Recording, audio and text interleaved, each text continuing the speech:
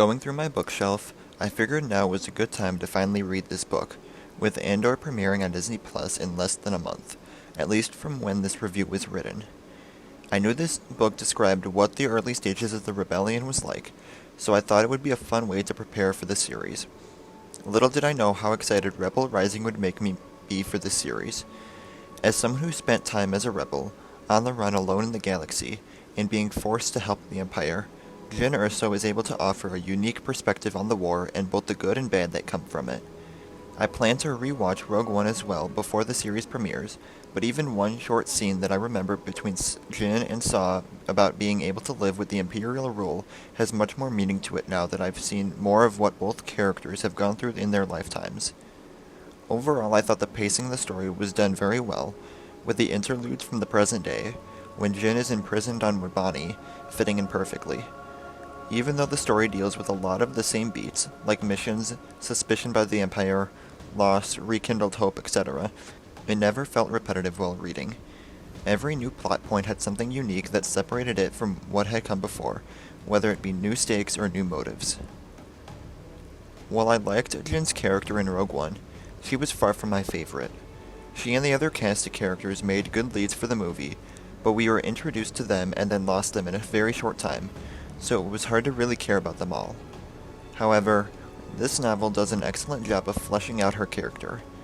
With the entire story being shown from her point of view, we not only get to learn more about her past, specifically when she was saved by Saw and how he taught her to fight, but we also get inside her head and learn more about who she is. From the moment we were introduced to her in Rogue One, Jyn has suffered at the hands of the Empire.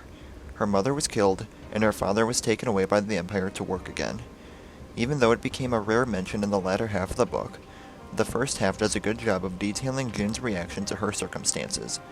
She begins as hoping that her father had no choice, but once it is revealed to her that he is willingly working for the Empire again, the same people who killed her mother, she forces herself to hate him and then completely forgets about him, giving up any kind of hope that he will come back to her. As her story continues, it seems that those close to Jyn always suffer the most, with many of the people who she forms close bonds being taken away. However, one of my favorite moments from the book was when Jyn escapes a dogfight between the Empire and a small rebel cell, but loses people close to her as a result of it. She thinks about how, at least from her experiences, the rebellion is just as bad as the Empire. These rebels bring conflict, death, and destruction with them wherever they go. Living under the Empire might not be perfect, but it was easier than having to survive a war between two parties fighting for control over the galaxy. Even though we've seen countless times how bad the Empire is, there were moments when I found myself agreeing with Jyn. She's been through so much, and so much of it is as a result of the conflict between the two factions, not because the Empire is overbearing and unjust. Once Saw leaves Jyn behind on a mission to fend for herself, she starts to not care about fighting for what's right anymore, even though she hates the Empire still. She just becomes exhausted from having to constantly fight and survive, rather than getting to live her life. She goes as far as helping the Empire locate rebel cells if it means that she can get off free. The story adds a completely new layer of morality to Jyn's character, but also to the entire fight that we've seen play out between the rebellion and the Empire. One of the best things this novel did was flesh out the rebel cells at their earliest stages, and how different people chose to fight back against the Empire in different ways. Saw has always been on the extreme side when it comes to methods, especially after he lost his sister in the Clone Wars. It was a very short moment, but we get to see a little more about how Saw dealt with her loss, and the guilt he had for being the one to shoot down the droid ship that crashed into her, causing her to fall off the ledge. Like we saw in Rebels, we know how much he misses her, but as a reader, we get to see the events through his eyes, which adds a completely new layer of detail and emotion to what we saw during the Siege of Onderon in the Clone Wars. As the story begins to expand and other rebel leaders are introduced, we see how many different approaches there are to fighting back.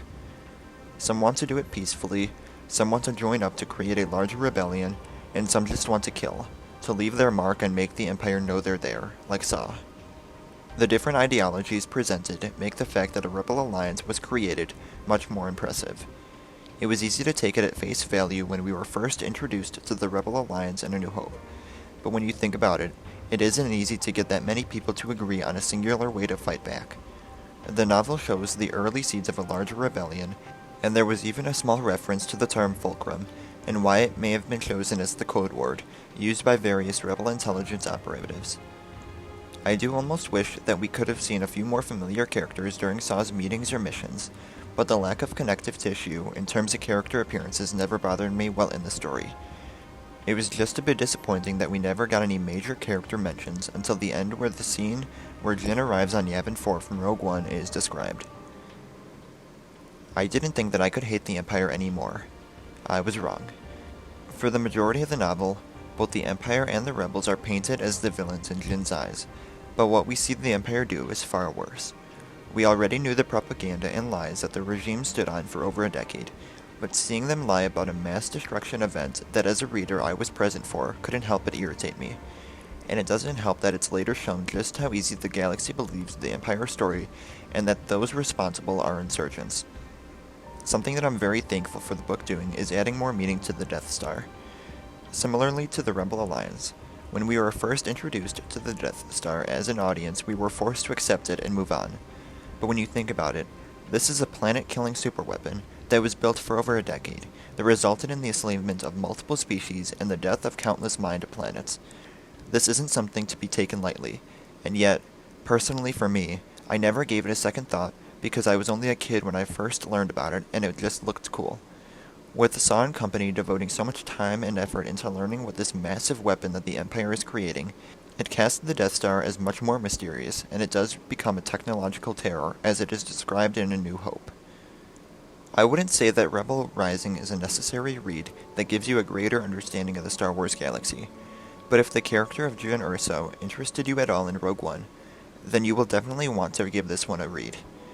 There are a few time jumps here and there, but the story follows Jyn from when the Empire comes knocking on their door on Lamu, all of the way to when she first meets Mon Mothma, Bail Organa, and Cassian Andor on Yavin 4. Although I don't know when this review will be coming out, it's definitely a great Star Wars book to read leading up to Andor. Even though Andor hasn't released yet, I assume we'll see very similar things in the series about the early stages of the rebellion, and how Saw Gerrera differs from the rest of the rebel cells. Basically, if you like Jyn Erso, want to read more about what we will probably see in Andor, or just like a good rebel story, then this book is well worth picking up. Rebel Rising does an excellent job fleshing out Jyn Erso's character, while also describing the early phases of the Galactic Civil War in a less black and white manner, earning a rating of 8.5 out of 10. Let me know what you thought of Rebel Rising in the comments below, or if you'll be picking it up after this. Remember to like the video, and subscribe for more in-depth reviews like this, as well as up-to-date news stories, Star Wars lore, gaming videos, and more. As always, thank you all for watching, and remember, the Force will be with you, always.